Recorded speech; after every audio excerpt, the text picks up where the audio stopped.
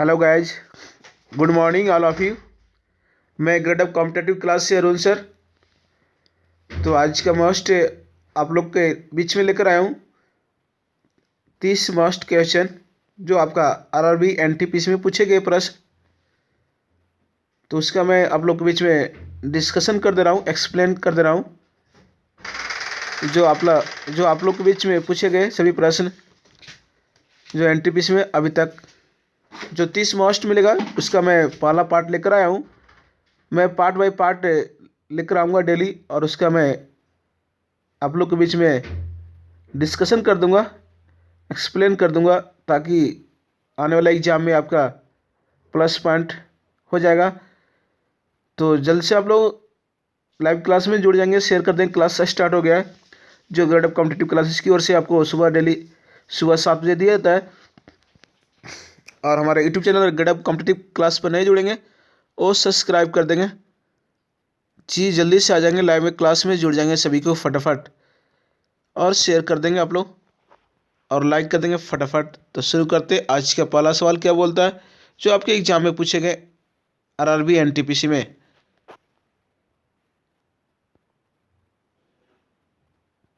पहला सवाल क्या बोलता है, सबरीमाला मंदिर किस राज्य में स्थित है। ये आपका सवाल पूछा है एनटीपीसी में, सबरीमाला मंदिर किस राज्य में स्थित है। तो आपका आंसर होगा केरल। जी बिल्कुल याद रखें, केरल होगा आपका सबरीमाला मंदिर। किस राज्य में स्थित है? केरल। अयप्पा मंदिर पूछेगा केरल, अगस्त्यमाला मंदिर पूछेगा केरल। इस तरह आपका एग्जाम में आते रहता है, तो याद रखेंगे आपका केरल। मोहिनीअट्टम पूछेगा लोक नृत्य किस राज्य का, तो केरल। और आपको मालूम होगा केरल में सर्वाधिक जो पश्चिमी तट पर जो सर्वाधिक वर्षा होती है दक्षिण पश्चिम मानसून के कारण, ये भी एग्जाम में टपकता है, छपता है। मोपला विद्रोह किस राज्य में हुआ? केरल में 1921 में हुआ था, लॉर्ड इरविन के समय।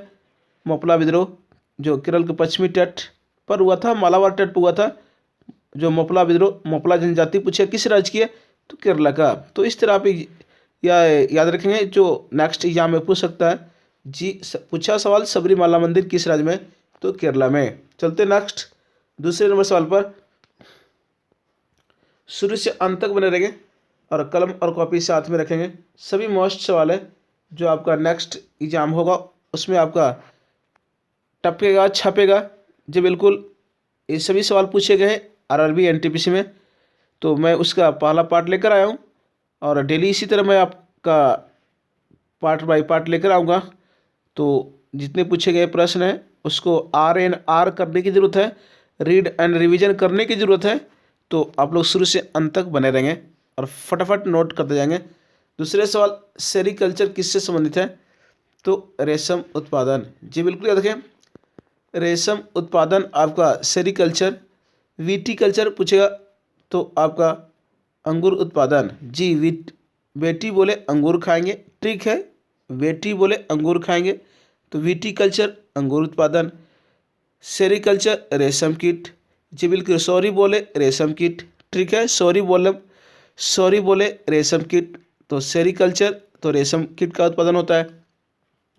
बर्मी कल्चर पूछेगा, बर्मी कल्चर तो केचुआ पालन, बर्मा बोले केचुआ पालेंगे। तो इस तरह आप ट्रिक याद रख सकते हैं, आपका एग्जाम में टपकेगा, छपेगा नेक्स्ट जो एग्जाम होगा। तो चलते हैं नेक्स्ट आपका तीसरे नंबर सवाल पर। जी शुरू से अंत तक बने रहेंगे। सभी मोस्ट आपका सवाल जो पूछा गया, जो पूछे गए सभी एनटीपीसी में जो बनाया गया आज का पहला पार्ट में जो चल रहा है आपको ऑनलाइन क्लासेज। जी बिल्कुल, तो शुरू से अंत तक बने रहेंगे, शेयर कर दें। क्लास स्टार्ट हो गया, और हमारे YouTube channel grade up competitive class में नए जुड़ेंगे, सब्सक्राइब कर दें और फटाफट लाइक कर देंगे, और अधिक से अधिक शेयर करेंगे आप लोग बिल्कुल अपने दोस्तों के बीच, अपने ग्रुप के पास। तीसरा नंबर सवाल, पर्यावरण संरक्षण अधिनियम कब आया था। ये आपका सवाल है, पर्यावरण संरक्षण अधिनियम कब आया था, तो 1986। जी बिल्कुल याद रखें, 1986 में पर्यावरण संरक्षण अधिनियम बनाया गया। और उपभोक्ता संरक्षण अधिनियम पूछा तो 1986, उपभोक्ता संरक्षण अधिनियम 1986 और पर्यावरण संरक्षण अधिनियम 1986। अगर आपसे पूछे वन्य जीव संरक्षण अधिनियम 1972, वन्य जीव संरक्षण अधिनियम 1972, वन्य संरक्षण अधिनियम 1980। तो इस तरह आप याद रख सकते हैं, आपके एग्जाम के लिए प्लस पॉइंट होगा। जी, तो बने रहेंगे शुरू से अंत तक।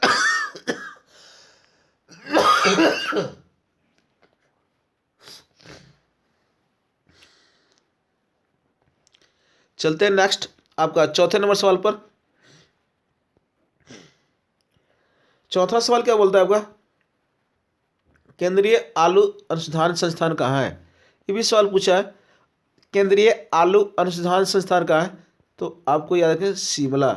जी बिल्कुल याद रखें, केंद्रीय आलू अनुसंधान संस्थान कहाँ, शिमला। और आपसे एग्जाम में पूछ दें कि केंद्रीय जो आपका औषधि संस्थान कहाँ है, तो लखनऊ। केंद्रीय विश्व शोध संस्थान कहाँ है, लखनऊ। केंद्रीय केंद्रीय खनन शोध संस्थान कहाँ है, तो धनबाद। केंद्रीय लाख शोध संस्थान कहाँ है, तो रांची। तो इस तरह आप याद रख सकते हैं बिल्कुल। केंद्रीय ट्रैक्टर शोध संस्थान कहाँ है, तो आपका नई दिल्ली, जो आपके एग्जाम में टपकता छपता। अंतर्राष्ट्रीय चावल शोध संस्थान, तो फिलीपींस जो मनीला में है। और राष्ट्रीय चावल शोध संस्थान पूछेगा तो कटक। जी बिल्कुल याद रखें। अगर शिमला का नया नाम तो श्यामला। जी बिल्कुल याद रखें, जो हिमाचल प्रदेश की राजधानी है। और हिमाचल प्रदेश की दूसरी राजधानी पूछेगा आपको तो धर्मशाला। बिल्कुल, ग्रेट हिमालयन नेशनल पार्क कहाँ है, हिमाचल प्रदेश। जी बिल्कुल याद रखें। पीनगंगा राष्ट्रीय उद्यान कहाँ, तो पीन घाटी राष्ट्रीय उद्यान कहाँ, तो हिमाचल प्रदेश। सूरज ताल झील कहाँ, हिमाचल प्रदेश।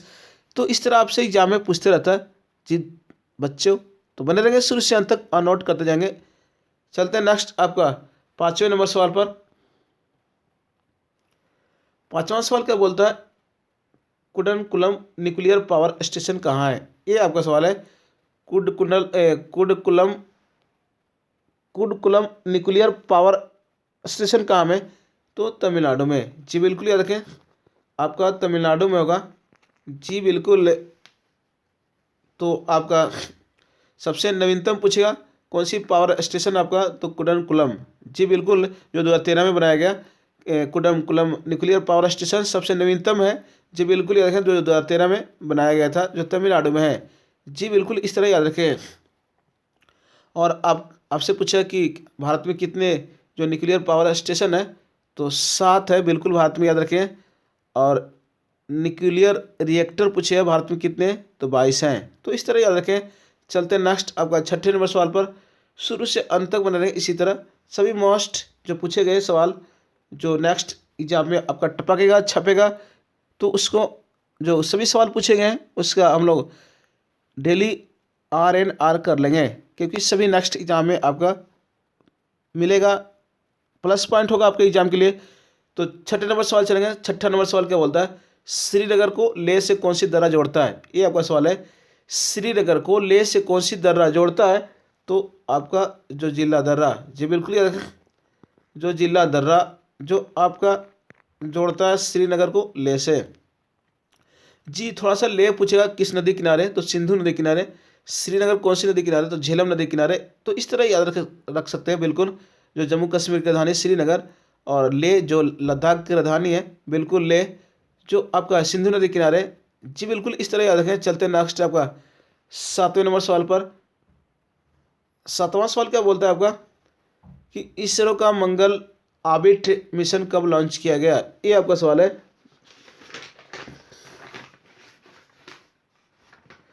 इसरो का मंगल ऑर्बिट मिशन कब लॉन्च किया गया, ये आपका सवाल है। तो याद रखें 5 नवंबर। जी बिल्कुल याद रखें, 5 नवंबर 2013 को आपका लॉन्च किया गया। जी बिल्कुल याद रखें। इसरो का मुख्यालय पूछे बेंगलुरु। इसरो के अध्यक्ष के सिवान। जी बिल्कुल याद रखेंगे। और इसरो की स्थापना 1969, मुख्यालय बेंगलुरु। और आपसे पूछेगा ISRO Indian Space Research Organisation बोलते हैं जिसको, इसरो का पूर्व इंडियन स्पेस रिसर्च ऑर्गेनाइजेशन। जी बिल्कुल, इसरो की स्थापना 1969, इसरो का मुख्यालय बेंगलुरु, के सिवान अध्यक्ष हैं। बिल्कुल इस तरह याद रखेंगे। और आपसे क्या पूछा है कि अंतरिक्ष आयोग एवं अंतरिक्ष विभाग की स्थापना कब हुई, तो 1972। जी बिल्कुल याद रखें इस तरह। चलते हैं नेक्स्ट 8वें नंबर सवाल पर। 8वां सवाल क्या बोलता है,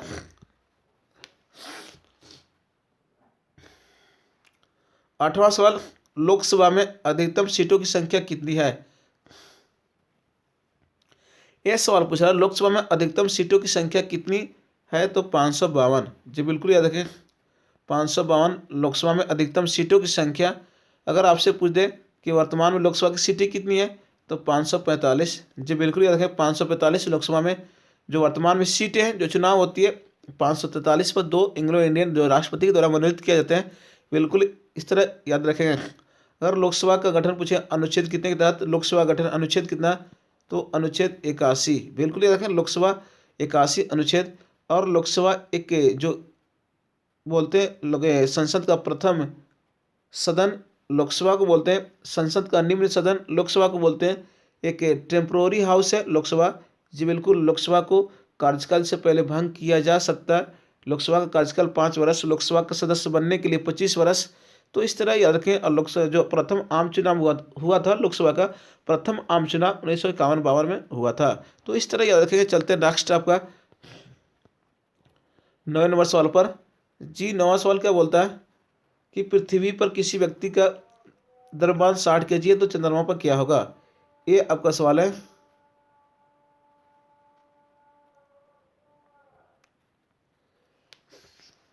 पूछ रहा है पृथ्वी पर किसी व्यक्ति का द्रव्यमान द्रव्यमान 60 kg है, तो चंद्रमा पर क्या होगा। ये आपका सवाल बोल रहा है।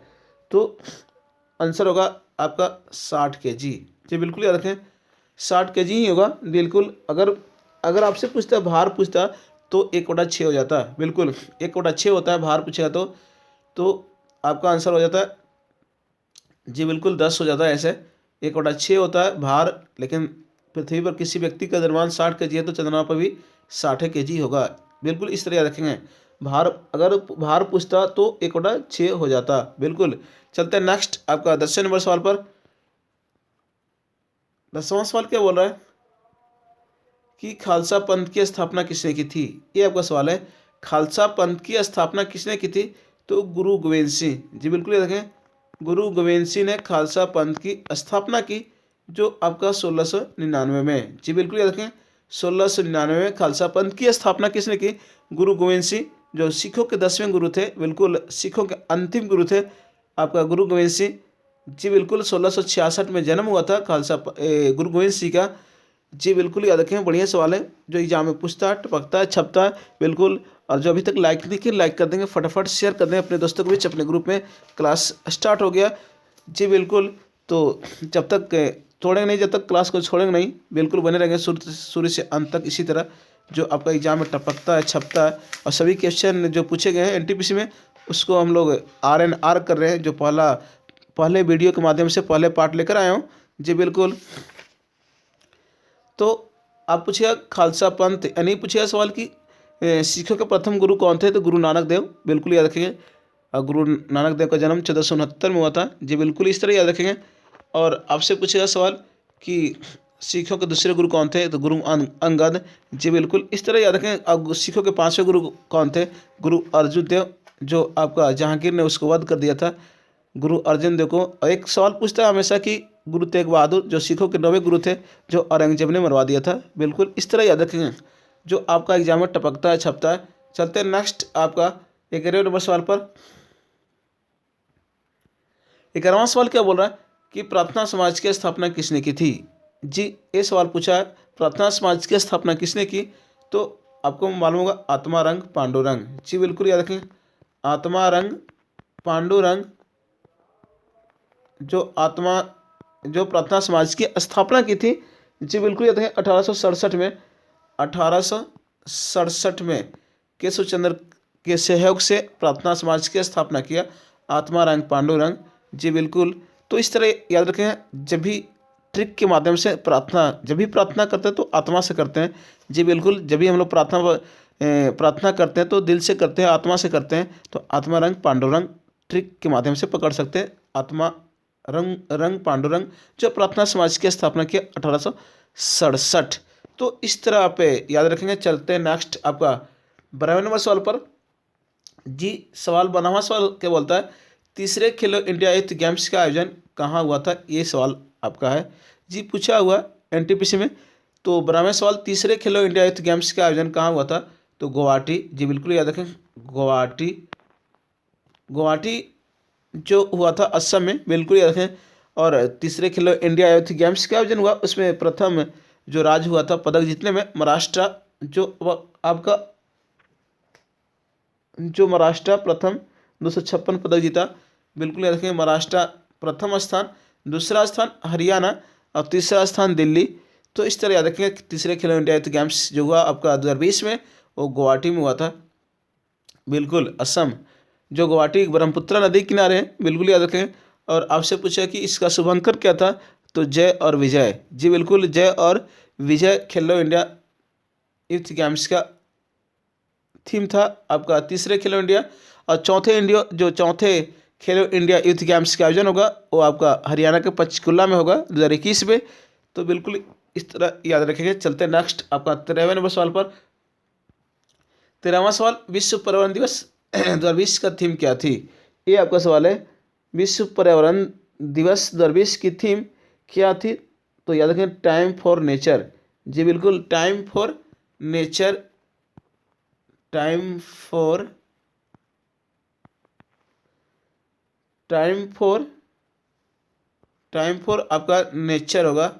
जी बिल्कुल याद रखें, विश्व पर्यावरण दिवस 2020 की थीम। जी बिल्कुल। और पहली बार विश्व पर्यावरण दिवस 1974 में मनाया गया था। जी बिल्कुल, विश्व पर्यावरण जो आपका पहली बार जो मनाया गया था 1974 में। जी बिल्कुल याद रखें। और विश्व पर्यावरण दिवस 5 जून को मनाया जाता है। जी बिल्कुल। चलते हैं नेक्स्ट आपका 14वें नंबर सवाल पर। 14वां सवाल क्या बोल रहा है? पृथ्वी दिवस कब मनाया जाता है? ये आपका सवाल है। पृथ्वी दिवस कब मनाया जाता है? तो 22 अप्रैल, बिल्कुल याद रखें, 22 अप्रैल को पृथ्वी दिवस मनाया जाता है। और इसका थीम पूछेगा 2020 का, तो क्लाइमेट एक्शन। जी बिल्कुल, क्लाइमेट एक्शन आपका 2020 का थीम। जी बिल्कुल याद रखेंगे। जो पृथ्वी दिवस मनाया गया 2020, उसका थीम क्या है?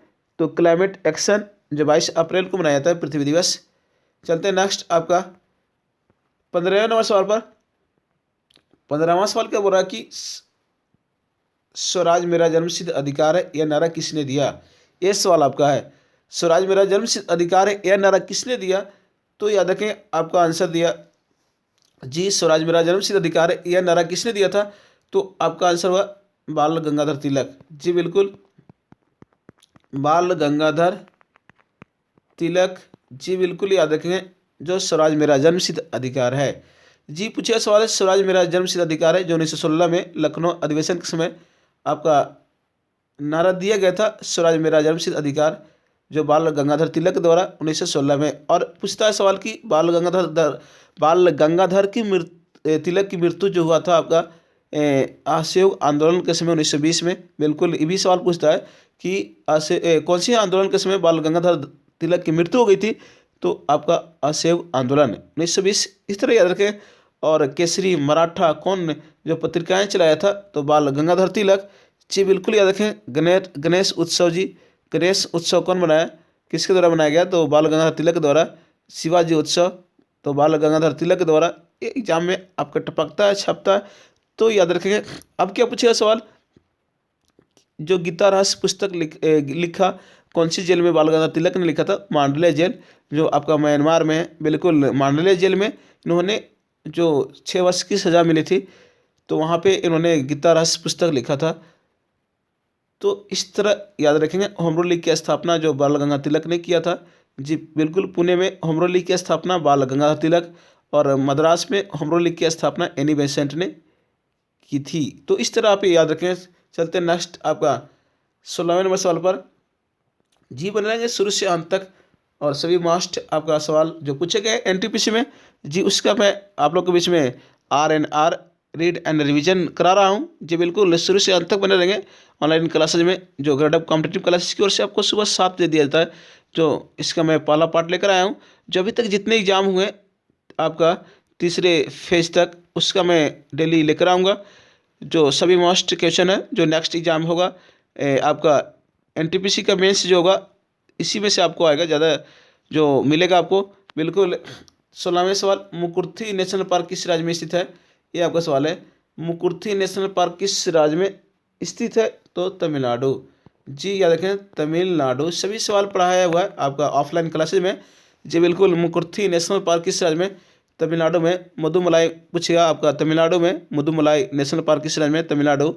तो इस तरह पे याद रखेंगे जो आपका एग्जाम में टपकता है छपता है। और तमिलनाडु के बारे में जी बिल्कुल याद रखेंगे। भारतनाट्यम किस राज्य का लोक नृत्य है? तमिलनाडु। जी भारतनाट्यम पूछता है किस राज्य का लोक नृत्य है? तमिलनाडु। और आपसे पूछे कि पोंगल किस राज्य का त्यौहार है? तमिलनाडु। तो आप पूछिए सवाल कि उत्तरी पूर्वी मानसून के कारण सर्वाधिक किस राज्य में वर्षा होती है? तमिलनाडु। उत्तरी पूर्वी मानसून के कारण सर्वाधिक वर्षा किस राज्य में होती है? तमिलनाडु। जो लौटती हुई मानसून पूछेगा आपसे, लौटती हुई मानसून जो वर्षा होती है किस राज्य में? तमिलनाडु। जनवरी फरवरी के महीनों में सर्वाधिक किस राज्य में वर्षा होती है? तमिलनाडु। तो इस तरह याद रखें। और तमिलनाडु जो आपका, तमिलनाडु और आंध्र प्रदेश जो आपका इसके जो तमिलनाडु और आंध्र प्रदेश के तट को जो बोलते हैं कोरोमंडल तट। जी बिल्कुल। अगर आपसे पूछ दे कि भारत के पूर्वी तट पर कौन सी मिट्टी सर्वाधिक पाया जाता है, तो जलोढ़ मिट्टी। तो इस तरह आप इससे एग्जाम में पूछा भी है, तो याद रखें इस तरह, जो आपके एग्जाम के लिए प्लस पॉइंट होगा। चलते हैं नेक्स्ट आपका 17वें नंबर सवाल पर।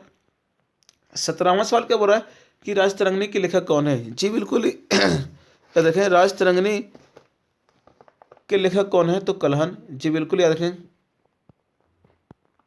राजतरंगिणी का लेखक कौन है? तो कल्हन। जो एग्जाम में पूछा है आपको, बिल्कुल याद रखें। और राजतरंगिणी का संबंध किस राज्य से? तो आपका जम्मू कश्मीर से। बिल्कुल याद रखें। राजतरंगिणी का मतलब राजाओं की नदी। जी बिल्कुल। जो कल्हन द्वारा रचित पुस्तक राजतरंगिणी यानी राजाओं की नदी। जी बिल्कुल। इस ग्रंथ में 8 सर्ग हैं। इस ग्रंथ में राजतरंगिणी में कितने? राजतरंगिणी में 8 सर्ग हैं, जिन्हें तरंगों की संज्ञा दी गई है। और जी बिल्कुल याद रखें, इसे शुरू से लेकर यानी 12वीं शताब्दी तक के कश्मीर के शासकों का वर्णन किया गया है आपका राजतरंगिणी का। जी बिल्कुल। राजतरंगिणी में 12वीं शताब्दी राजतरंगिणी में जो आपका शुरू से लेकर 12वीं सदी तक के कश्मीर के शासकों का वर्णन है। बिल्कुल याद रखें। तो चलते नेक्स्ट आपका 18वें नंबर सवाल पर। जी हमेशा एग्जाम में टपकता है छपता है। बिल्कुल याद रखें जो नेक्स्ट एग्जाम होगा उसके लिए। जी बिल्कुल सभी मस्ट है सवाल। तो चलते हैं नेक्स्ट 18वें नंबर सवाल पर। पानीपत की दूसरी लड़ाई कब लड़ी गई थी? ये आपका सवाल है। जी तो पानीपत की दूसरी लड़ाई जो हुई थी 1556 में। बिल्कुल 1556 में याद रखें पानीपत की दूसरी लड़ाई जो अकबर और हेमू के बीच हुआ था। अकबर की जो विजय हुई थी। बिल्कुल याद रखें अकबर की विजय हुई थी और हेमू की हार हो गई थी। तो इस तरह याद रखेंगे। पानीपत की पहली लड़ाई पूछेगा तो बाबर और इब्राहिम लोदी के बीच हुआ था पानीपत की पहली लड़ाई। जी बिल्कुल 1526 में। तो इस तरह याद रखें। और बाबर ने इब्राहिम लोदी को हराकर लोदी वंश का अंत किया था और मुगल वंश की स्थापना किया था। तो एग्जाम में आपका पूछा भी है। बिल्कुल याद रखें इस तरह। चलते हैं नेक्स्ट आपका 19वें नंबर सवाल पर। 19वां सवाल 55वां ज्ञानपीठ अवार्ड किसको दिया गया है? ये आपका सवाल है। तो याद रखें 55वां ज्ञानपीठ अवार्ड किसे दिया गया? 2000। जी बिल्कुल। तो आपका आंसर हुआ अकितम नमुंद्री। जी बिल्कुल याद रखें अकितम नमुंद्री को दिया गया मलयालम भाषा के लिए। जी बिल्कुल याद रखें अकितम नमुंद्री को दिया गया मलयालम भाषा के लिए। ये सवाल हमेशा पूछता है। ज्ञानपीठ पुरस्कार जो दिया गया, जो भारत में साहित्य का सबसे बड़ा पुरस्कार ज्ञानपीठ पुरस्कार। बिल्कुल याद रखें जो 1965 से शुरुआत हुई आपका ज्ञानपीठ पुरस्कार। तो चलते हैं नेक्स्ट आपका 20वें नंबर सवाल पर। 20वां सवाल क्या बोलता है कंप्यूटर का मस्तिष्क किसे कहा जाता है? ये भी सवाल पूछा हुआ है। कंप्यूटर का मस्तिष्क किसे कहा जाता है?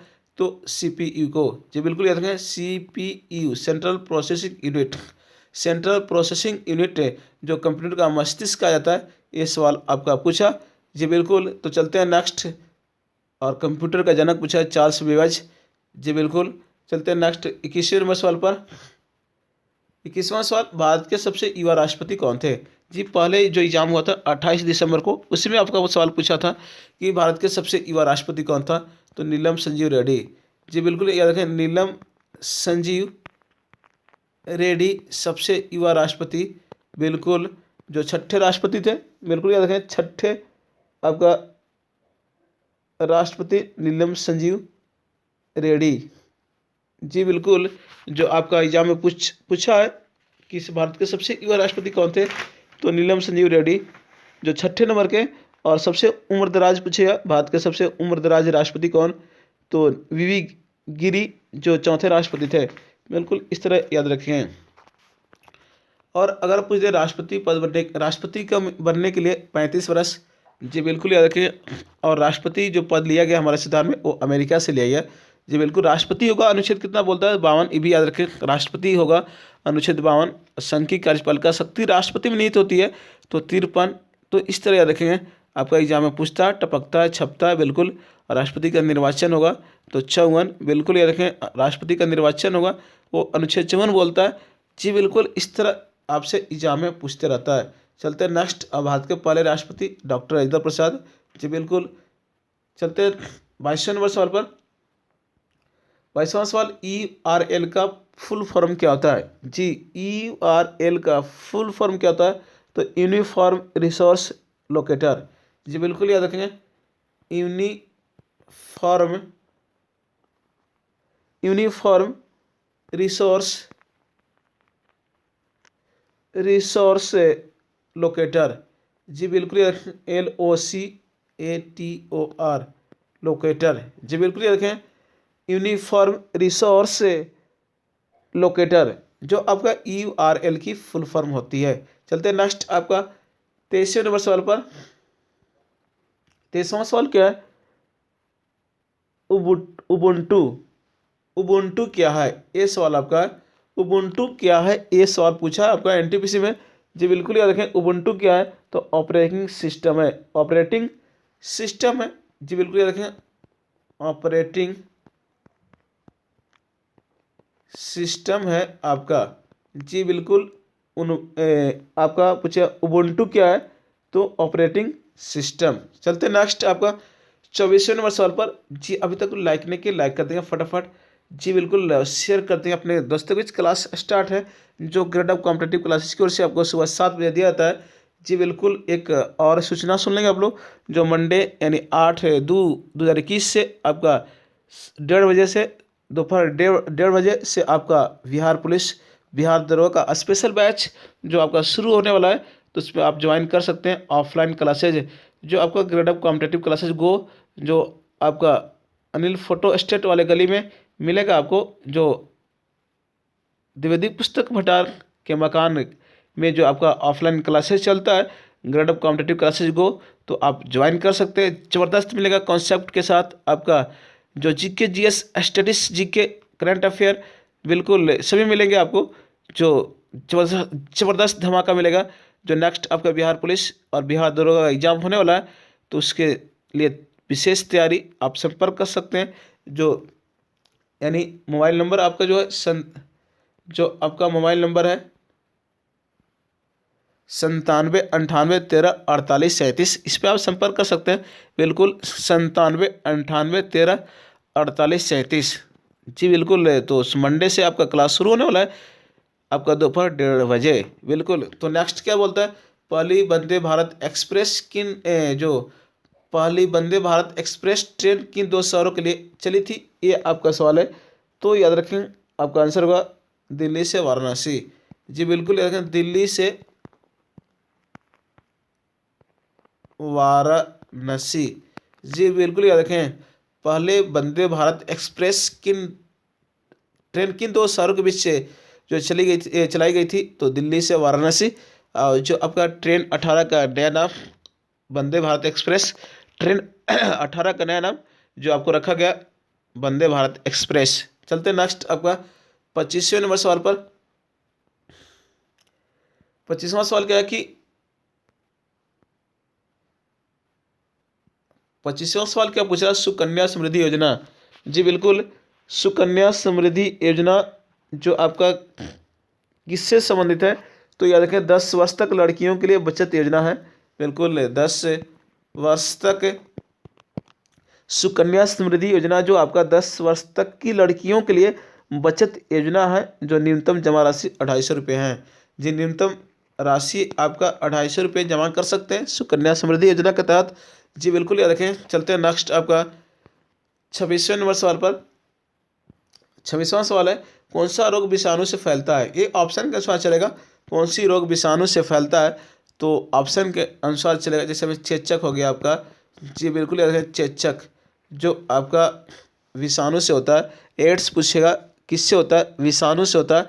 तो इस तरह आपका ऑप्शन मिलेगा तो पकड़ सकते हैं, जी बिल्कुल, जो आपको विषाणु से फैलता है। चलते हैं नेक्स्ट आपका 27वें नंबर सवाल पर।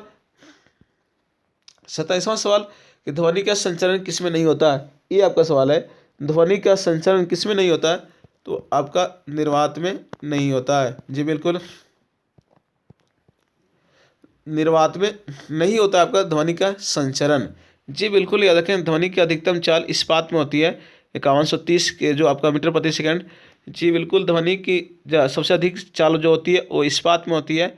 और वायु में ध्वनि की चाल पूछा 332 मीटर प्रति सेकंड, वायु में ध्वनि की चाल तो 332 मीटर प्रति सेकंड है। तो इस तरह आपसे एग्जाम में पूछते रहता है, तो याद रखेंगे। चलते हैं नेक्स्ट आपका 28वें नंबर सवाल पर। 28वें नंबर सवाल क्या है, कौन सा राज्य सेवन सिस्टर नहीं है? ये आपका जो 7 बहनें जो राज्य हैं कौन सा नहीं है, ये सवाल पूछा है एनटीपीसी में। ये भी ऑप्शन के अनुसार चलेगा, जो 7 राज्य है उसका ट्रिक है, याद रखें। एटीएम, एटीएम, आना मम्मी, जी बिल्कुल, आना मम्मी, एटीएम, आना मम्मी, इसका ट्रिक है। सेवन सिस्टर जो भारत के पूर्वोत्तर राज्य हैं, 7 राज्य, बिल्कुल सिक्किम को छोड़कर सभी जो है आपका सेवन सिस्टर में आता है। केवल सिक्किम को छोड़कर जो आपका पूर्वोत्तर राज्य है वो सेवन सिस्टर में आता है। तो आप याद रखें, क्योंकि आपका एग्जाम के लिए प्लस पॉइंट होगा। जो आपके बिहार पुलिस होमगार्ड में भी पूछा सेवन सिस्टर के बारे में, तो बिहार पुलिस का नेक्स्ट एग्जाम होगा उसके बारे में पूछेगा। ये आपका एनटीपीसी में पूछा है। तो एटीएम, आना मम्मी, ये ट्रिक है। ए से आप याद रखिए, ए से असम, जी बिल्कुल, ए से असम, टी से त्रिपुरा, एम से आपका मेघालय, अ से अरुणाचल प्रदेश, न से नागालैंड, मी से मिजोरम, म से एक ठो आपका मणिपुर, बिल्कुल याद रखें, मणिपुर, जो आपका 7 राज्य हैं। फिर से मैं रिवीजन कर दे रहा हूँ। ये ट्रिक है सेवन सिस्टर का। एटीएम, आना मम्मी, ए से आप याद रखें असम, टी से त्रिपुरा, एम से मेघालय, अ से अरुणाचल प्रदेश, ना से नागालैंड, मी से मिजोरम, म से मणिपुर। तो याद रखेंगे बिल्कुल। तो आपका सेवन सिस्टर राज्य का ये ट्रिक है, एटीएम, आना मम्मी। चलते हैं नेक्स्ट आपका 29वें नंबर सवाल पर। जी बने रहेगा इसी तरह शुरू से अंत तक, ज़्यादा नहीं, 3 सवाल और बचा हुआ है। तो 29वां सवाल, पदार्थ की मात्रा को किस में मापा जाता है? ये आपका सवाल है। तो याद रखें मोल में, जी मोल में आपका मापा जाता है पदार्थ की मात्रा, जी बिल्कुल। चलते हैं नेक्स्ट आपका 30वें नंबर सवाल पर। 30वां सवाल क्या बोला कि दांडी गुजरात के किस जिले में स्थित है? ये आपका सवाल पूछा है, दांडी गुजरात के किस जिले में स्थित है? नवसारी, जी बिल्कुल, नवसारी जिले में स्थित है दांडी, जी बिल्कुल, जो आपका एग्जाम में पूछा है, आप पूछते रहता है अभी ये, बिल्कुल याद रखें। दांडी जो आपका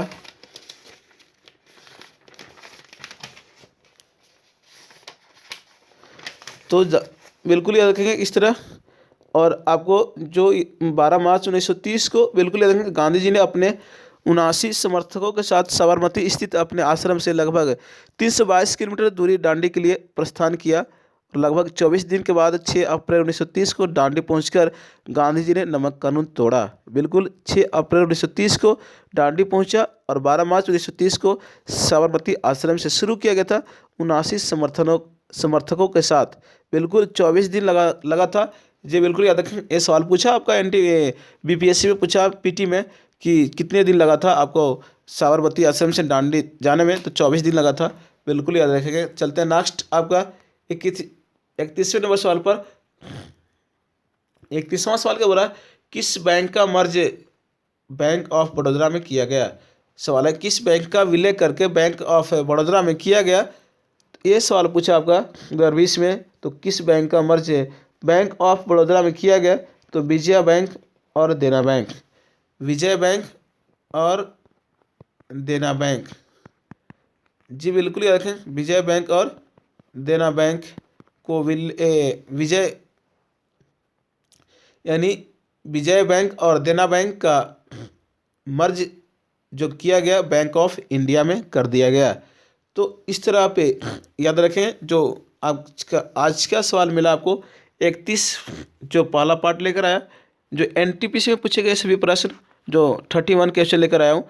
तो कल भी लेकर आऊँगा कि जो आपका जितने क्वेश्चन पूछे गए हैं अभी तक एनटीपीसी में, उसको मैं आप लोग के बीच में RNR करा रहा हूँ।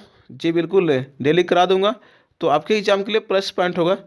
तो बने रहेंगे इसी तरह। आप डेली सुबह 7 बजे जो आपको ग्रेडअप कॉम्पिटिटिव क्लासेस की ओर से आपको दिया जाता है सुबह 7 बजे, बिल्कुल। और आज का इतना ही, कल फिर मिलेंगे सुबह 7 बजे। तो अभी तक जो ज़्यादा से ज़्यादा लाइक नहीं किए, लाइक कर देंगे, शेयर कर दें अपने दोस्तों के बीच। और इस वीडियो को देखने के बाद आप बताएंगे कैसा लगा आज का मोस्ट सवाल, और फटाफट लाइक कर देंगे। और हमारे YouTube channel Gradeup competitive classes पे जो नए जुड़े हैं वो सब्सक्राइब कर देंगे ताकि आपका नोटिफिकेशन मिलते रहे। जी बिल्कुल। तो विदा लेता हूँ, कल फिर मिलेंगे 7 बजे। आज का दिन आप लोगों के लिए मंगलमय हो। स्वस्थ रहिए, मुस्कुराते रहिए, फूल जैसा खिलते रहिए, बिल्कुल। तो इसी के साथ जय हिंद, जय भारत, जय ग्रेडअप कॉम्पिटिटिव क्लासेस, जय बिहार, कलम क्रांति जिंदाबाद।